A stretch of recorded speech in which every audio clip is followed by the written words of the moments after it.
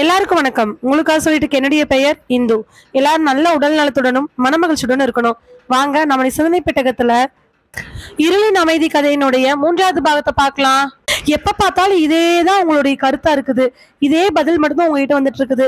புருஷப்பன் trend என்னதான் நினைச்சிட்டு இருக்கிறீங்க? உங்களுக்குள்ள மனசுல கொஞ்சம் கூட மனசாட்சியே கிடையாதா? கல்யாணம் தப்பவே சொல்லி தொலைஞ்ச வேண்டாம் அப்படின்னு கேட்டு தொலைஞ்சாதானே அப்படின்னு துளசி தான் பொண்ணு சீதா பார்த்து கத்திட்டு இருக்க. பக்கத்துல எதுவுமே பேசாம தலையை கீழே குமிச்சு போட்டு உட்காந்துட்டு இருக்கிறாரு கண்ணன். கண்ணன் இப்படி நின்றுட்டு இருக்க மறுபடியும் அவங்க மாமியாரு பேச ஆரம்பிக்கிறாங்க. நான் அந்த கல்யாணத்தப்பவே சொன்னேன், இந்த மாப்பிள்ளை வேண்டாம், பாக்குறதுக்கு அப்படி ஒன்றும் நல்லா இல்லை அப்படின்னு. இவ கேட்டு தொலைஞ்சாதானே இப்ப அந்த பிரச்சனை இந்த பிரச்சனை இப்படின்னு சொல்லிட்டு இன்னும் எத்தனை நாள் நீங்களே குழந்தைய தள்ளி போடுவீங்க எனக்கு தெரிய மாட்டேங்குது. அம்மா நாங்க என்னம்மா பண்றது? டெஸ்ட்டுக்கு போகும்போதெல்லாம் குழந்தை அப்படி இருக்கு கலைச்சிடலாம், குழந்தை இப்படி இருக்கு கலைச்சிடலான்னு சொல்றாங்க. நாங்க என்ன பண்ண முடியும் சொல்லு? இவனை கட்டிக்கிட்ட இப்படிதான் ஆகும். நான் கல்யாணத்துக்கு முன்னாடியே சொன்னேன்ல, அவன் எப்படி இருக்கான் பாரு அப்படின்னு நிக்க. உடல் அமைப்புல கொஞ்சம் மாற்றங்கள் இருக்கிற மாதிரி இருக்கக்கூடிய கண்ணனுக்கு ரொம்பவே அவமானமா இருக்குது. மனதளவில் இருக்கக்கூடிய வழிகளை தாங்கிட்டு இருக்கிறவன் தன்னுடைய உடல் இருக்கக்கூடிய குறைகளை யாராவது கிண்டல் பண்ணனா அதை எப்படிதான் அவன் தாங்கிட்டு இருக்க முடியும்? அவன் கூனி குறுகி போய் நிக்கிறான். உடல்ல இருக்கக்கூடிய அவனுடைய குறைகள் தெரிஞ்சுதான் தன்னோட மனைவி அவனை கல்யாணம் பண்ணிக்கிட்டா. இருந்தாலும் இப்ப ஏதோ குழந்தைன்னு வரும் பொழுது அவளுக்கு மனசு கொஞ்சம் பயமாவே இருக்குது. அதனாலதான் கண்ணனோட மாமியார், அதாவது சீதாவோட அம்மா திட்டிக்கிட்டே இருக்கிறாங்க. முதல்ல ஒரு குழந்தை கன்சீவ் ஆனா சீதா. கன்சீவ் ஆகி 5வது மாசத்தப்ப ஸ்கேன் எடுத்து பார்க்கும் பொழுது குழந்தைகிட்ட இருக்கக்கூடிய குறைகள் டாக்டர் எடுத்து சொல்ல சரி அப்படின்னு சொல்லி ஏத்துக்கிற மனசு இல்லாதவங்க ஒரு வாரம் கழிச்சு வெளியில டாக்டருக்கே தெரியாம வேற ஒரு இடத்துல இல்லீகலா அந்த குழந்தைய எடுத்துட்டாங்க. ஆப்ரேஷன் பண்ணி சீதாவோட உயிருக்கு ஆபத்து அப்படின்னு தெரிஞ்சு கூட சீதாவோட அம்மா இந்த காரியத்தை எடுத்துட்டாங்க. ஏன்னா கண்ணன் மாதிரி இன்னொரு குழந்தை பிறக்க கூடாது அப்படின்னு அவங்களுடைய எண்ணம். இப்போ மறுபடியும் சீதா கன்சீவ் ஆறாங்க. செக் பண்ணி பார்க்கும் பொழுது இதே மாதிரி குறைகள் இருக்கிறதா 5வது மாசத்துல டாக்டர் ரிப்போர்ட்ல சொல்ல, என்ன பண்றதுன்னு தெரியாம சீதா நின்றுட்டு இருக்கும் பொழுது அவங்க அம்மா இதையே எடுத்துடலாம், தேவையில்லாம எதுக்கு பிரச்சனை. அத்தை என்னத்த சொல்றீங்க? ஏற்கனவே சீதாவுக்கு ஒரு வாட்டி இந்த மாதிரி பண்ணியாச்சு, இன்னொருக்கா பண்ணோம்னா சீதாவோட உயிருக்கு ஏதாவது ஆபத்தாயிரும். அதனால அதெல்லாம் வேண்டாத்த. அத அவ கல்யாணம் பண்ணும்போது வச்சிருந்துருக்கணும். இவனை கட்டினா இப்படிதான் பிறக்குன்னு தெரிந்தானே கட்டனா அப்புறம் என்ன? கண்ணனுக்கு இந்த அவமானம் புதுசு கிடையாது. சின்ன வயசுல இருந்து ஸ்கூல் படிக்கிறதுல இருந்து பெருசாகி வேலைக்கு போற வரைக்கும் அவனுக்கு இருக்கக்கூடிய அவமானங்கள் இதுதான். உடல் அமைப்புல அவனுடைய கைகள் கொஞ்சம் குட்டையாகவும் கால்கள் கொஞ்சம் குட்டையாகவும், அதே நேரத்துல கைகள் எந்த கை குட்டையா இருக்கோ அது கொஞ்சம் மற்ற கையை விட ரொம்பவே ஒல்லியாகவும், கால் பாதங்கள் இன்னொரு பாதத்தை விட ரொம்ப சின்னதாகவும் இருக்கும். சொல்லப்போனா அவனுடைய இடது பக்கம் பார்க்கும் பொழுது ஒரு ஆம்பளை மாதிரியும், வலது பக்கம் பார்க்கும் பொழுது ஒரு 12-15 வயசு குழந்தைக்கான வளர்ச்சிகள் மட்டுமே இருக்கிற மாதிரி இருக்கும் கையும் காலும். செப்பல் அப்படிங்கிறதே அவன் நார்மலா யூஸ் பண்ண முடியாது. அவனுக்குன்னு தனியா ஹீல்ஸ் வச்சு யூஸ் பண்ணக்கூடிய செப்பல் மட்டும்தான் யூஸ் பண்ண முடியும். முகத்துல கூட அவனுடைய வலது பக்கம் கண்களை மூடி வாய் எக்கார்ந்து கொண்டும் அசையவே அசையாது. ஒரு சைடு ஃபுல்லாவே அவன் பாதிக்கப்பட்டிருக்கான். சின்ன வயசுல ஏதோ ஒரு நேரத்துல ஸ்கூல்ல இருந்து நடந்து வந்துட்டு இருக்கும் பொழுது அந்த இடத்துல மயக்கம் போட்டு விழுகிறான்.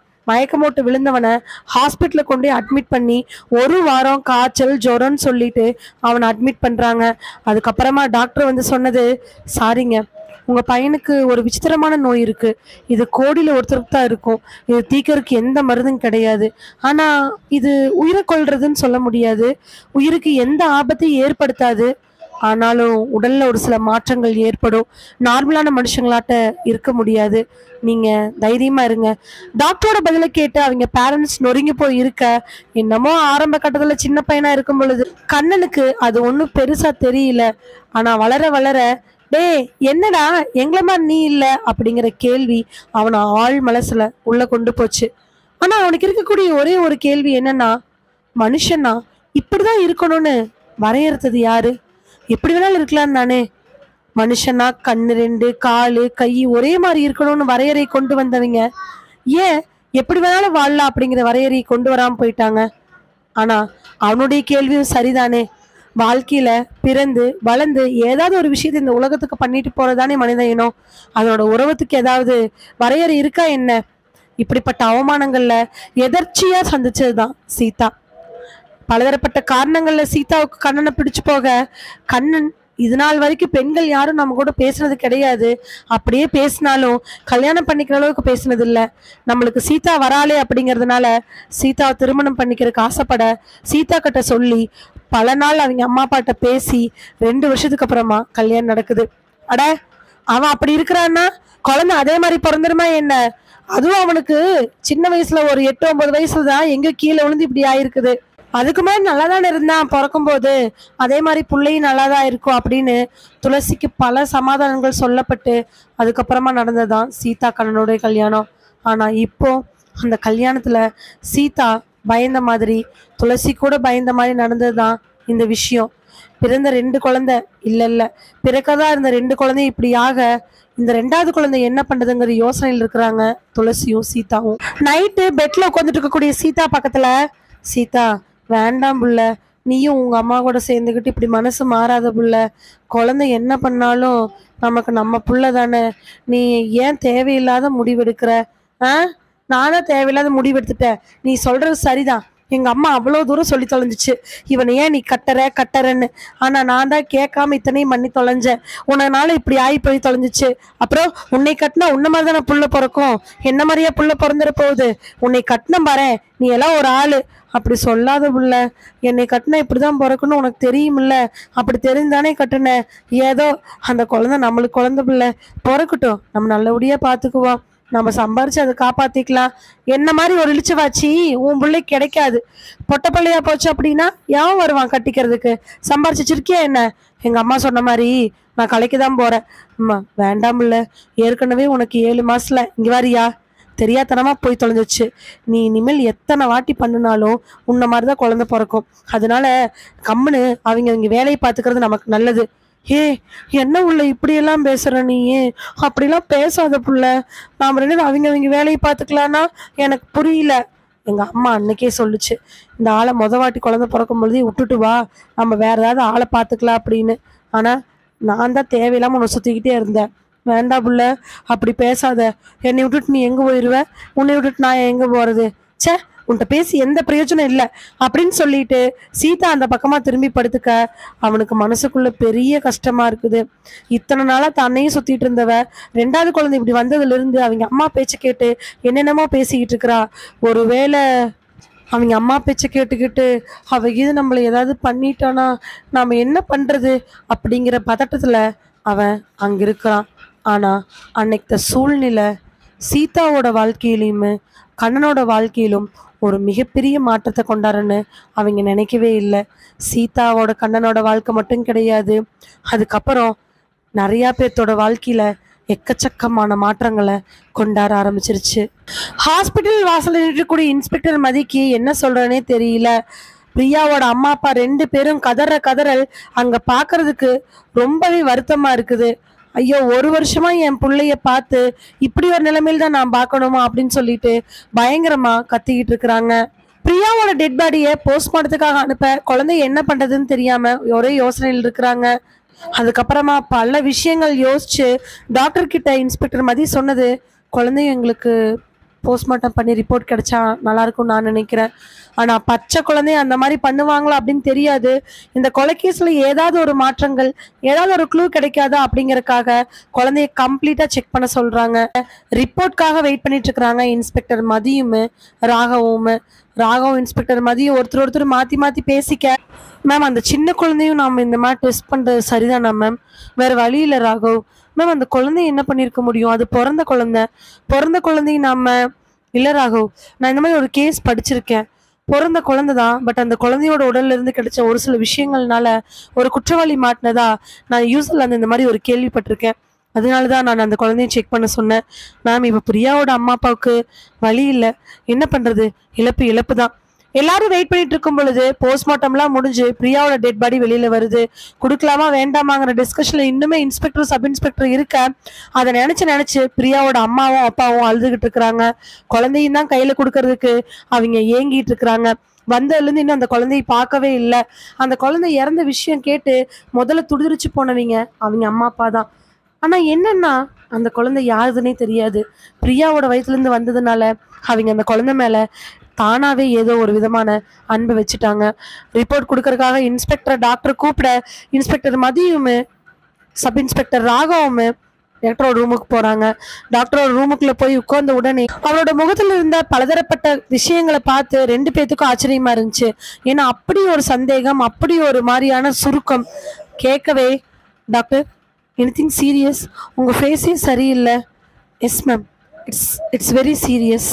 டாக்டர், ஆமாம், குழந்தைய செக் பண்ணி பார்த்ததில் குழந்தைக்கு பிறக்கும் பொழுதே ஒரு கொடிய நோய் இருக்கிறது தெரியுது.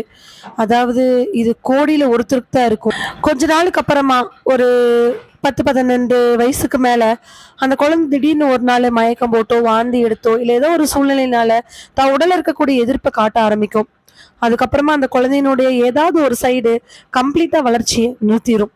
ஒரு 2-3 வருஷம் கிளம்பிச்சு அந்த குழந்தையினுடைய அதே சைடில் காது, மூக்கு, கண்ணு, வாய் இது எல்லாமே பேரலைஸ்ட் ஆயிடும். தொட்டா கூட அவங்களுக்கு உணர்ச்சி இல்லாமல் போயிடும். இது அதிகமாக இருக்கக்கூடிய நோயின்னு சொல்ல முடியாது, ரேராக எங்காவது இருக்கும். ஃபாரின்லாம் இது மோஸ்ட்லி கண்டுக்கிறது கிடையாது. நம்ம நாட்டில் இந்த மாதிரி மனுஷங்க இருக்கிறாங்களானே சந்தேகம்தான். அப்படி இருக்கும்பொழுது இந்த குழந்தைக்கு அந்த அரிய வகையான நோய் இருக்குது. அதுதான் எங்களுக்கு ரொம்ப ஆச்சரியமா இருக்கு. பிரியாவுக்கு அந்த மாதிரி எதுவுமே இல்லாததுனால பிரியாவோட இந்த குழந்தைக்கு காரணமா இருக்கக்கூடிய அந்த ஆணுக்கு அந்த குறைபாடு இருக்கிறதுக்கான வாய்ப்புகள் 100% இருக்குது. இன்னொரு முக்கியமான விஷயம் என்ன அப்படின்னா, பிரியா கன்சீவா இருக்கும் பொழுது ஏதேதோ கஷ்டங்கள், பலதரப்பட்ட விஷயங்கள் அனுபவிச்சிருக்காங்க. சரியான உணவு கிடையாது, அவங்களுக்கு இன்னும் வயிற்றுல அடிகள் பட்டிருக்கா என்னன்னு தெரியல. குழந்தையினுடைய மண்டை ஓட்டுல கூட ஒரு சில விஷயங்கள் அமைஞ்சிருக்கு. அதனால குழந்தையினுடைய மண்டையோடு கொஞ்சம் கொலன்னு இருக்கிற மாதிரி இருக்கு. அதுவும் ஒரு மிகப்பெரிய குறைபாட்டுக்கு காரணம் தான். இந்த குழந்தை பிறந்திருந்தா கூட 1 மாசம் அல்லது 2 மாசத்துல இறந்ததுக்கான வாய்ப்புகள் இருக்குது. டாக்டர், வேற ஏதாவது க்ளூ விஷயம்? நோ மேம், இவ்வளோதான் கிடைச்சிருக்குது. இதுக்கு மேலே வேற எதுவுமே சொல்ல முடியல. பிரியா டெலிவரி சமயத்தில் நார்மலாக தான் இருந்திருக்காங்க. எந்த விதமான அப்யூஸும் பண்ண மாதிரி தெரியல. பட் குழந்தையினுடைய உடலில் இருக்கக்கூடிய நோய் இதுதான். இன்ஸ்பெக்டர் மதியம், சப் இன்ஸ்பெக்டர் ராகும் இதெல்லாம் கேட்டதுக்கு அப்புறம் இன்னுமே குழப்பமாயிடுறாங்க. யாரா இருக்கும், என்னவா இருக்கும், ஏன் இப்படிலாம் பண்றாங்க? பிரியாவை அந்த ஆட்டோல இருந்து கூட்டிட்டு வந்த அந்த ஆள் தான் இதுக்கெல்லாம் காரணமா இருக்கணும். ஆனா அந்த ஆள் ஏன் இப்படிலாம் பண்ண முடியும் அப்படின்னு யோசிச்சுட்டு இருக்கும் பொழுதே டக்குன்னு, ராகவ் மேம், இது நமக்கு ஒரு எலும்பு கூட கிடைச்சிச்சுல்ல? ஆமா மேம், அதுல அந்த குழந்தையினோட எலும்பு கூட டெஸ்ட் பண்ணோம்னா ஏதாவது க்ளூ கிடைக்கிறதுக்கான சான்சஸ் இருக்குல்ல? இன்ஸ்பெக்டர் மதி சொன்ன விஷயம் ராகவுக்கு நல்லாவே புரிய இன்ஸ்பெக்டர் மதி சொன்ன வேலையை செய்ய போறாரு ராகவ். நேற்று நைட்டு கிடைச்ச அந்த டெட் பாடியில் இருக்கக்கூடிய எலும்பு துண்டு, குழந்தையினுடைய எலும்பு துண்டை செக் பண்ணி பார்த்தோம்னா அதனுடைய வளர்ச்சியை வச்சு கண்டிப்பா அதுக்கும் இதே ஆள் தான் காரணமா என்னன்னு தெரிஞ்சிருச்சு அப்படின்னா அதுக்கப்புறம் என்ன பண்ண போறோங்கிற கேள்விக்குறி இன்ஸ்பெக்டர் மதியோட மனசுக்குள்ள இருந்தாலும் தெரிஞ்சிருச்சு அப்படின்னா ஏதாவது பண்ணலாம் அப்படிங்கிற யோசனையில அதை டெஸ்ட் பண்ண சொல்றாங்க. கைகள் கட்டப்பட்டிருக்க, கால் கட்டப்பட்டிருக்க, ஒரு ஓரமா சாஞ்சு படுத்துக்கிட்டு இருக்கிறா யசோதா. யசோதாவோட பக்கத்துல தட்டுல நிறைய ஃப்ரூட்ஸு, நட்ஸுன்னு வச்சுக்கிட்டு மெல்ல மெல்ல நடந்து வரான் அந்த ஆள்.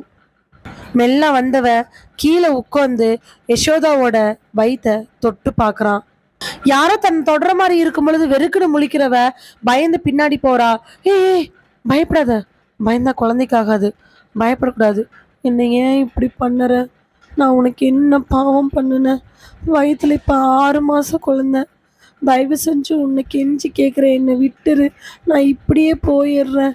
நீ போயிட்டா இந்த குழந்தை எனக்கு வேண்டாம்மா. நீ இந்த குழந்தைய பெற்று கொடுத்துட்டு எங்கே வேணாலும் போ. அதுக்கப்புறம் நீ எனக்கு வேண்டவே வேண்டாம். என்னை ஏன் இப்படி பண்ணுற? நான் இந்த குழந்தைய பெற்று உங்கள்கிட்ட கொடுத்துட்டு நான் இந்த குழந்தைய பெற்றுக்கிறதுக்கே எனக்கு விருப்பம் இல்லை அப்படின்னு சொன்ன உடனே சப்புன்னு ஓங்கி ஒரு அறை விழுகுது. அப்படி சொல்லி என்னை கோவப்படுத்தின, மாசமா இருக்கிற உன்னை எனக்கு அடிக்கிற மாதிரி ஆயிடும். நான் எத்தனை முறை சொல்லியிருக்கேன் இந்த குழந்தை நமக்கு ரொம்ப முக்கியம் அப்படின்னு. இந்த ஃப்ரூட்ஸ்லாம் சாப்பிடு. எனக்கு வேண்டவே வேண்டாம் அப்படிலாம் சொல்லக்கூடாது. உனக்கு நெக்ஸ்ட் வீக்கு டெஸ்ட் இருக்குது, ஸ்கேனிங் இருக்குது. இதெல்லாம் பார்த்து குழந்தை ரொம்ப நார்மலாக இருக்குது அப்படின்னு சொல்லிட்டாங்கன்னா நான் உன்னை இன்னும் நல்லாவே கவனிக்க ஆரம்பிச்சிருவேன். இல்லை, எனக்கு வேண்டாம் அப்படி சொல்லாத. இந்த குழந்தை கண்டிப்பாக நல்லா இருக்கும். என்ன மாதிரி இல்லாமல் கை, கால் எல்லாமே உன்ன மாதிரி நல்லா இருக்கும். எனக்கு அதுதான் வேணும். ஒரு வேளை என்ன மாதிரி இருந்துருச்சு அதுக்கப்புறம் அப்படின்னு சொல்லிட்டு அவனுடைய முகம் மாறக்கூடிய விஷயத்த பார்க்கும் பொழுதே யசோதாவுக்கு ரொம்ப பயமா இருக்குது. ஏதோ ஒரு நேரத்துல ஆபீஸ்ல இருந்து வந்துட்டு இருக்கக்கூடிய யசோதாவை ஆட்டோல வலுக்கட்டாயமா ஏறுங்கன்னு சொல்லி கம்பல் பண்ணி அங்கிருந்து கூட்டிட்டு வந்தான் அந்த ஆள் இப்ப யசோதாவை 6 மாச கர்ப்பமா கட்டி வச்சிருக்கிறான். யசோதா கடத்தப்பட்டு இதோட 10 மாதங்கள் ஆயிடுச்சு. யசோதாவோட வீட்டுல எங்க போனான்னு தெரியாம இருக்க 6 மாத கர்ப்பமா யசோதா கட்டி போட்டு கிடக்கறா.